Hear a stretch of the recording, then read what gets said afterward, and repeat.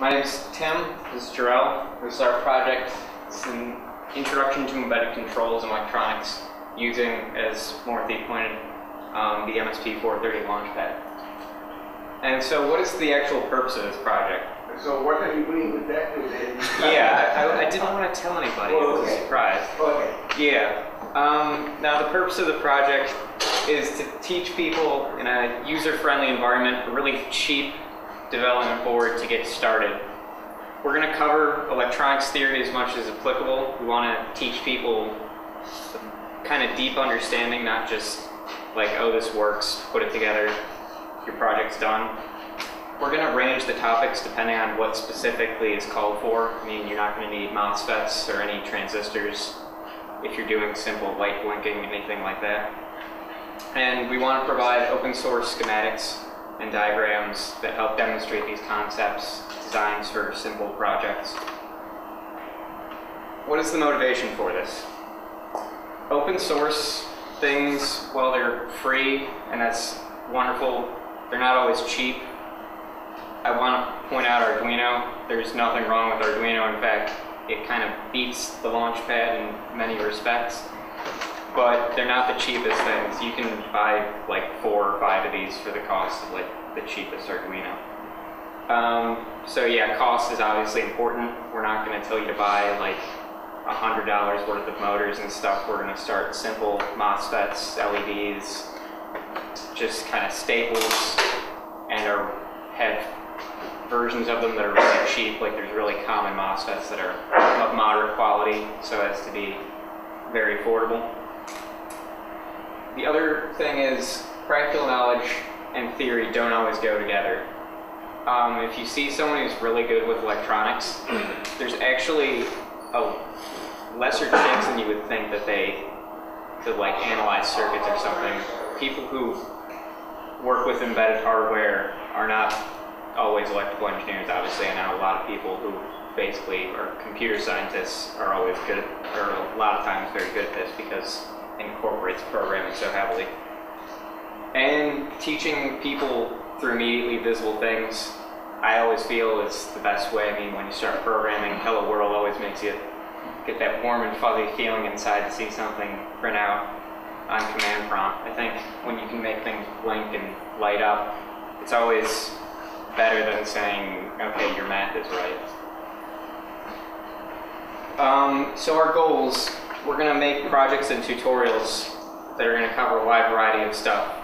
One of the things is basic C programming.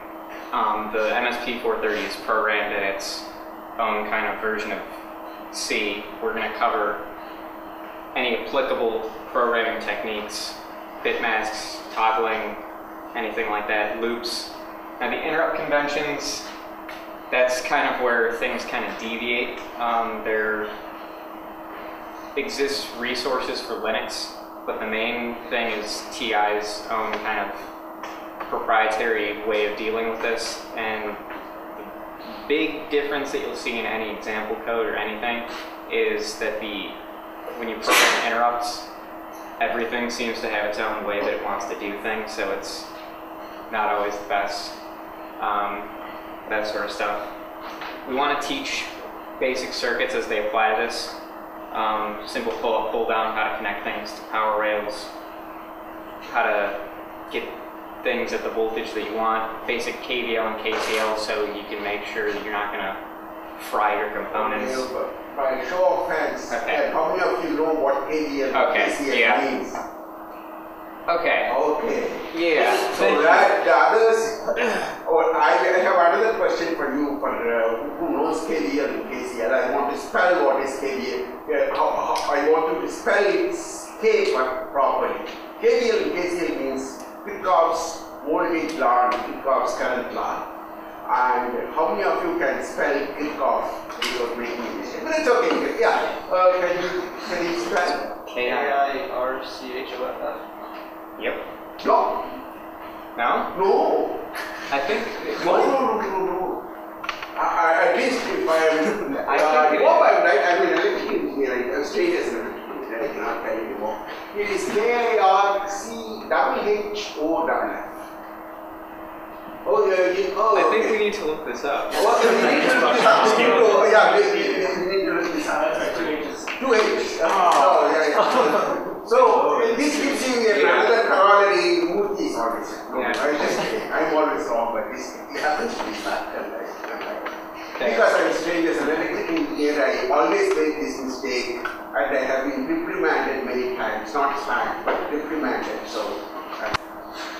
Okay. I think based on that, a little elaboration. KVO and KCL, they allow you to analyze your circuit, get all your voltages and currents, make sure that you're not burning anything up. Like if you have a simple power supply, like he made a voltage divider and the current got a little too high, and we wanted to make demonstration projects to illustrate what the launchpad could do.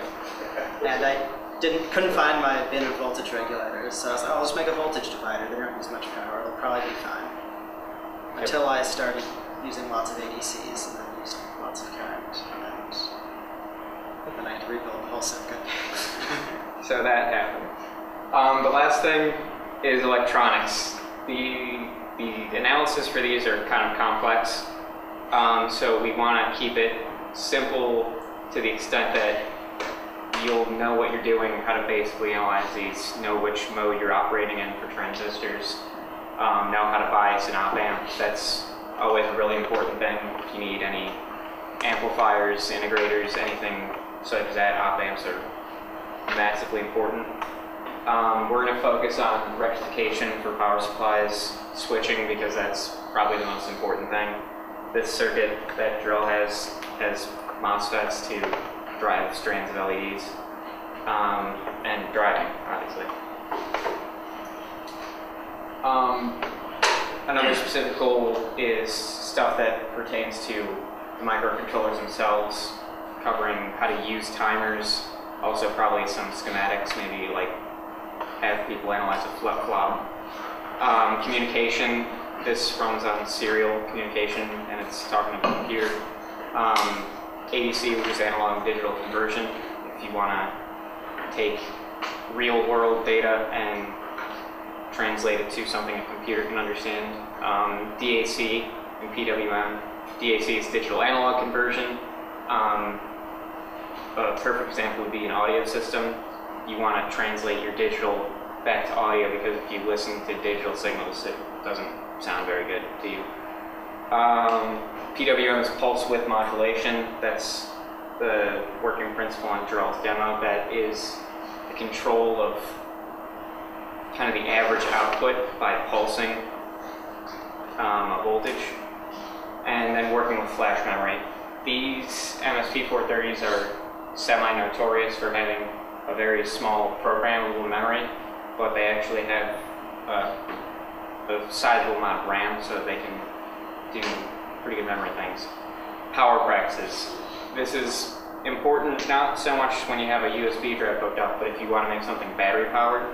The MSP430, one of its staples is the fact that it has really good and easy to use low power modes, so it can go to sleep. And it also is kind of unique in its fact that one of the problems when you go to sleep is that when you wake back up, it takes a long time, and that's time you could be doing other things with. So with most microcontrollers, the best option is to just leave it on, just do whatever.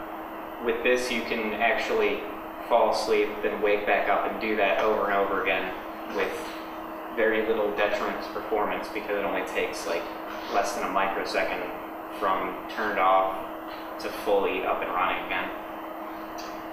Now, the organization we're planning is to have standalone projects like these demo applications that we have, and we're trying to create a more complex project geared towards robotics, something like a standard platform, something to drive motors, attach sensors, something that's kind of standard, probably good for like IED or something.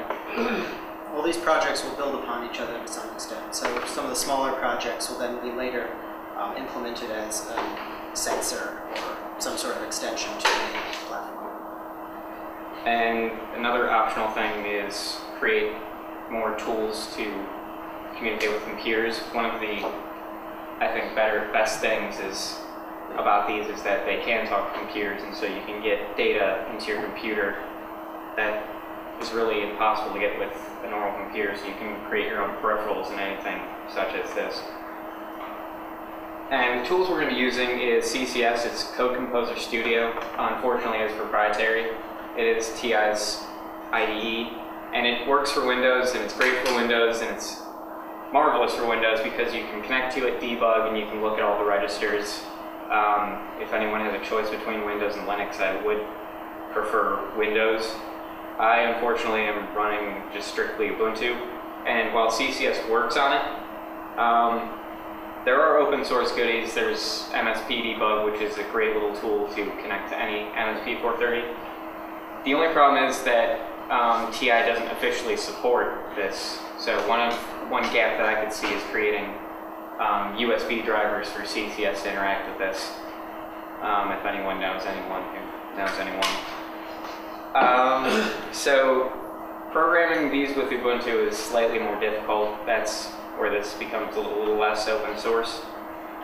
All these microcontrollers are programmed in C. It might not look like C as most of you have seen it, but it is. It's just kind of a different paradigm when you're using microcontrollers. I'm using Python for any computer interface.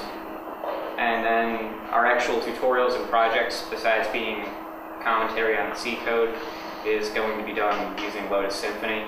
It used to be Lotus Notes. It was recently open sourced and it's sponsored by, I believe, Apache, and it's going to be incorporated into OpenOffice. Right, they're merging it back, so it's actually discontinued as of January, I believe.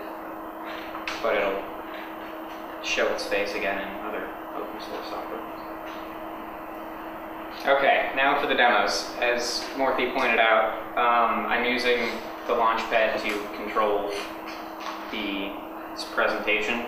It's basically going backward and forward. What I'm using is a simplex UART at 2400 baud. Now that means that the simplex means one direction. In this case, the Launchpad is transmitting to the computer. You can have half duplex and duplex. And half duplex is each device takes turns, like one could send, one could receive, and then they go back and forth. And then full duplex is they're sending and receiving at the same time. 2400 baud. A baud rate is a term used in communications as it means symbols per second. That's not to be confused with bits per second. For instance, this is using standard serial protocol, which you need one start bit, you have 8 data bits, and then you have 1 stop bit. So while you're using, you can do 2400 symbols per second, you're only transporting data 8 out of those 10 bits. And the 8 and 1 just means you have 8 data bits, no parity bits, which is kind of a strange thing. It's used for error checking to make sure that your byte didn't go wrong somewhere in transmission. With a parity bit, you only get 7 because it takes up an extra bit to make sure for the error checking. And then 1 is for the stop bit. If you see any sort of serial connection, you'll see some sort of code like this, and this is usually the most common one. Now I'm using a Python program for the computer interaction and debouncing the switch. Debouncing is a problem that switches have. When you press the button, it's not like a square function, it doesn't just immediately go. The contacts aren't always good and they can kind of jiggle around, do whatever error they may, and can kind of connect a little bit. And you end up getting sort of a shaky voltage, I think. Let's draw it over here as a camera. See it.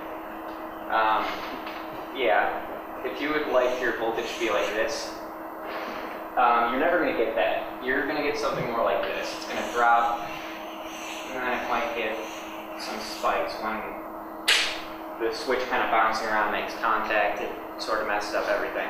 So the TI kind of cheapened up on this board. They removed a capacitor and resistor that are used to debounce the switch. And so instead, I basically did a software kind of ignore. Python just ignores, after you give it a command, it ignores every command for the next 0.4 seconds. And so instead of just banging on the switch, you only get one press every like half second or so. Creative use of the reset button. These have a reset button on the board, and what it does is just turns off the chip. Now normally you really can't use it for anything, but I created code so that when it boots back up, it does backspace and it goes back in the slide. And so that way I effectively turned one, switching it two. So that's kind of I would see it as a good practice if you need to use it for anything. It's not really a good practice. I would recommend getting second button. For demonstration purposes, I use bit banging to transmit the data. The difference is that a UART is actually a chip, and it's on these, and you can use it, and it's basically dedicated hardware to communicate in serial. What I did is I used the CPU, and it basically, as the time goes, it switches the pin as it needs to. And I believe this is better for education purposes because you can actually see the logic. You can see it shifting bits and sending things. You know how to set up a word, frame it for serial transportation. But for any actual project, there is a dedicated UART chip on these. UART stands for Universal Asynchronous Receiving and Transmitting. The universal means that the actual sending is not the important part. It deals with data in a standard way. And so the peripheral code just kind of comes to it and it does the computing. The asynchronous, this is just running so that nothing's happening and then I can just press the button and then the computer can interpret it just fine. It's not asynchronous communication, it's not nearly as fast because you're running on such a weird time scale and it has to be prepared to receive anything at any time. So things are usually kind of slow. And then receiving and transmitting is a little bit self-explanatory to send and receive data. The main disadvantage to bit banging, apart from the fact that you have to actually implement it, is that it's using up CPU time, whereas when you offload it to the UART, you then can use your CPU to do other processing. Exactly. That's why this is not to be used except for demonstration purposes. And yeah, just the general logic, it uses timer interrupts, which basically says when the clock wants your attention, the CPU drops what it's doing and goes and executes whatever the timer wants it to. And then uses just general bit masks, binary logic to send data. So I'm going to briefly cover timers because they play a vital part of my demonstration.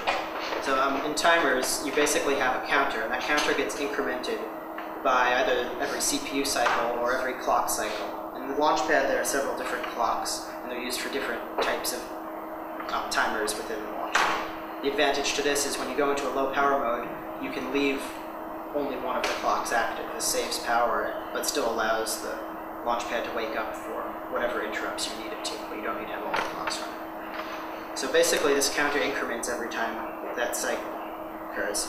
And then you have capture compare registers. These hold a set value, and whenever that value matches the incrementing counter, it'll trigger an interrupt. And this interrupt service routine will hold whatever code you need to occur when that interrupt is triggered. So the CPU is not active during this counting process. It's completely done by the counter. But the interrupt service routine is executed on the CPU. However, the Launchpad does a rather unique thing where it allows you to directly output to a pin. So if you're doing PWM output, you don't need to involve the CPU at all. You can say whenever the capture compare register triggers the interrupt, rather than going to the ISR, it will instead just set a pin high or low. So this allows you to have virtually no overhead if you're doing simple PWM. So I've made an RGB tile. It's a bunch of LEDs on a board with 3 MOSFETs controlling it. They're RGB LEDs, there's 81 of them. And it can do several different things. It uses PWM to control each of them, and it runs at a frequency of around 4 kilohertz. Before we start, does anyone have a problem with photoactive seizures? No? Okay. do that demonstration.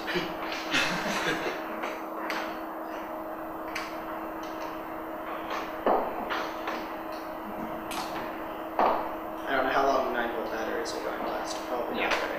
While the MSP 430 is kind of low power, LEDs are not. Yeah, particularly not this many. So, so this right now is just demonstrating varying duty cycles of each of the 3 PWM channels. And you can smoothly fade between colors without seeing flickering. This is obviously critical if you're doing something like this or if you're controlling a motor. MOSFETs are used for each color, and it uses 2 timers. The launchpad has 2 timers, each of which has 3 capture control registers. However, if you don't want the timer to count up to the maximum value, on the launchpad it's 16 bits. If it's counting up to a 16-bit value and it's going at the clock speed, which is the fastest it can count, your PWM period is going to be way too long. You'll actually be able to see it flickering. So what you need to do is prevent it from counting that high. So you have to use one of your compare control registers to stop it before it hits the full 16 bits. In this case, it's stopping it at 256. And that only leaves 2 other capture control registers for doing output, which is why I need to use 2 timers instead of just 1.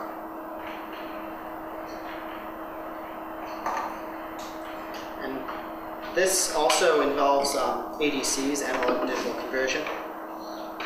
Should I bring the screwdriver?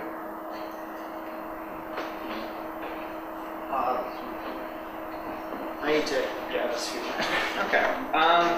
At least we have some sort of slide.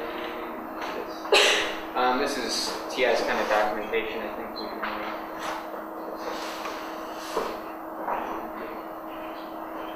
kind of an explanation of the graph destination. This is what PWM is.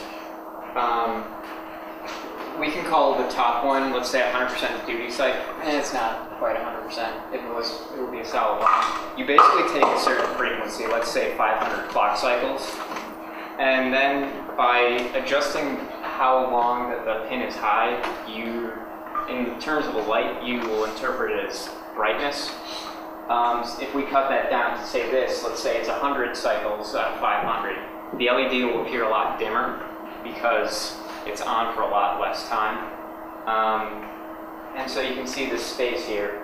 If this isn't fast enough, I mean, if you look at this on a time scale, say this is like 5 seconds, you'll see very visible blinking. If anyone's seen those blue Christmas lights, they usually have very slow clocks, and you can always see them flicker, and they're really annoying.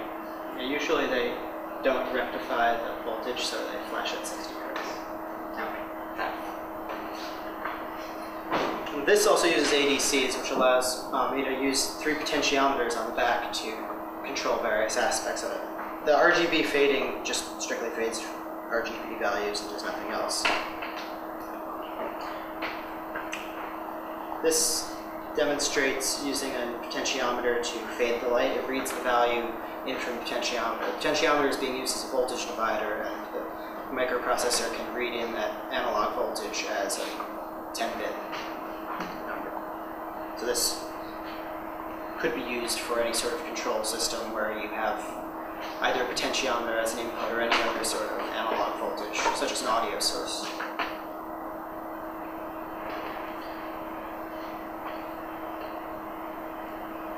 This is a more practical use. It's demonstrating a variable color temperature LED light, where it's basically varying the amounts of blue or red with 1 potentiometer on the back.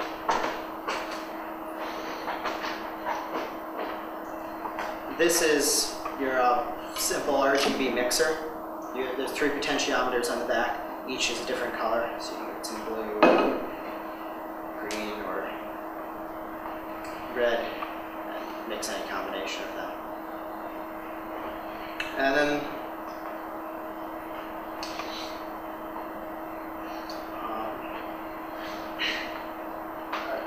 can you selectively turn on some lights and so on to get the display? on this, they're all wired in parallel, so they all go on at once. Yeah. However, if you were to wire them separately or in some sort of grid, you could definitely turn on individual ones. What's pretty common with LEDs is to wire them in a grid and then rapidly pull through them. And since you have persistence of vision, you won't see the flickering as it scans across. It'll look like they're all lit. So you can light a lot more LEDs than you have I/O lines in a microprocessor. And this one is an RGB strobe.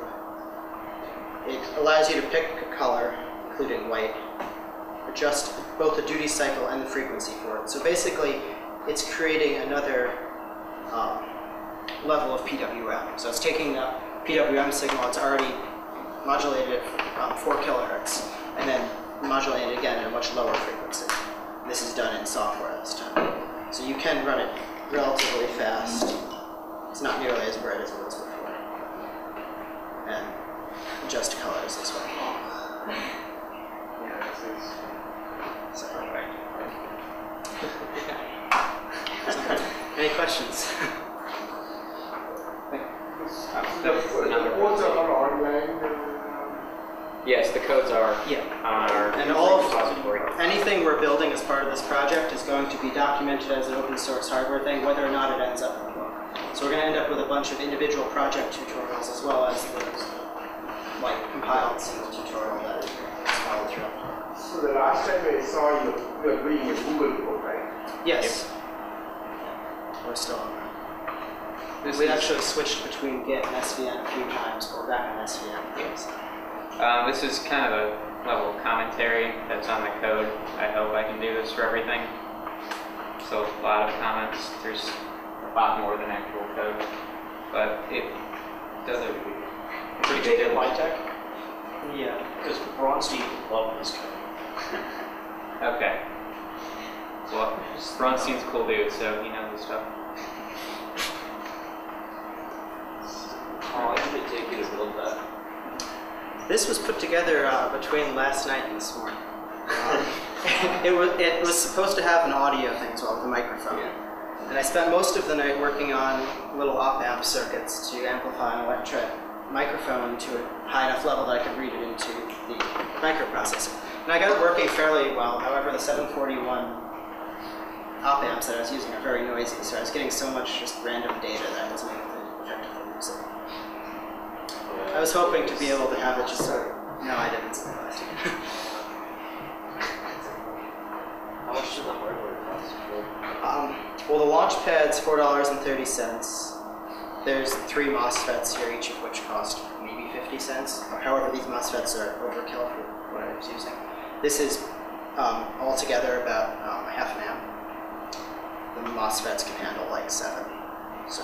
Potentiometers are also really cheap. There's just a couple wires, And probably. the LEDs, I got a 5-meter roll of this LED tape for, I think, $18. So it's reasonably cost effective. This is less than a third of the Yeah, this is kind of in line with our philosophy of getting kind of affordable, Yeah. common things. This RGB tape is used extensively in science, so it's readily available and pretty inexpensive. Any other questions? I know a lot of circuit terminology might go over some people's heads, so if you have any questions, we hope we can make it a little more user-friendly. This really is for students. Is all equivalency, because I remember you saying earlier a lot of the base stuff like the TI and that sort of thing, and the CPU system with a Python script. Yeah, I wrote a Python script to communicate with the serial. So the Python's running on the computer, Yeah. it's receiving the serial data and actually controlling the presentation. So the computer's running Python and Right. the microcontroller Yeah. running the CPU. This right now. This is only for Ubuntu because, as you can see, it's making system calls to STTY and it's making command line things for execute tool to emulate the keys. Something like send keys on Windows could do that easily. The command for STTY was only you have to establish a serial connection to your device before you can open anything with Python. That's just kind of specific to the OS. I'll probably try and make this Windows compatible if anyone wants to use one of these for their presentation. Yes. So you don't have, you're doing your own IDE for this No. We're using. But you are using the CCS Okay. is unfortunately the best one. The unfortunate part is that it's proprietary, but they're basically just, there's a cross compiler for Linux, and there is a debugging tool. If we're targeting users who don't have a lot of experience, then I go with the most readily available, most popular. And you can still use CCS on Linux, it just cannot connect to the device because they didn't support USB drivers for it. But I have a README that can help you do that, and I'll put that on the repo today. Okay, any other questions?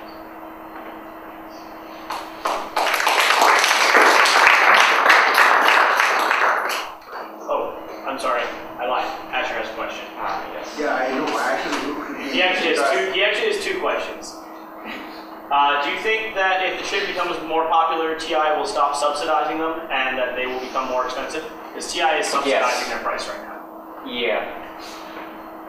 That's a good question. I would think they kind of back themselves into a corner because it's one of those things, well, how do you like raise the price $20? I think the way that they try to make their money is with their booster packs. They're really similar to Shields for Arduino. The only thing that I don't like about them is that they're massively expensive. It's like, I think, $10 or $20 for just like a capacitive touchpad. I think if they do become more popular, I don't think TI is going to change it because People will buy their stuff. yeah, I think they think- rely on people buying the chips and people using these for their projects. Yeah, I don't think the consumer market is Yeah. for it. And the other question was, let me make sure I word this correctly. Are you going to create an open source IDE as well, or is this the one that you're going to go with the kernel? We're going to officially support Code Composer. That's what we're going to use for any like tutorials where we actually walk people through using the IDE. It's going to be Code Composer. However, the code we write should be compatible almost line for line with any other compiler. It's just going to be vector ISR Yeah. convention. That's about it. That's really the only difference between GCC and CCS is, I think in my head somewhere. So these would be different for CCS, I think. We look here, that's an interrupt vector for CCS. And down here is interrupt vectors for GCC, so we're going to support both of those, but other than that, CCS is honestly the best option, I believe. And making an IDE is kind of not in line with the goals of the project, so maybe sometime later, it's definitely possible,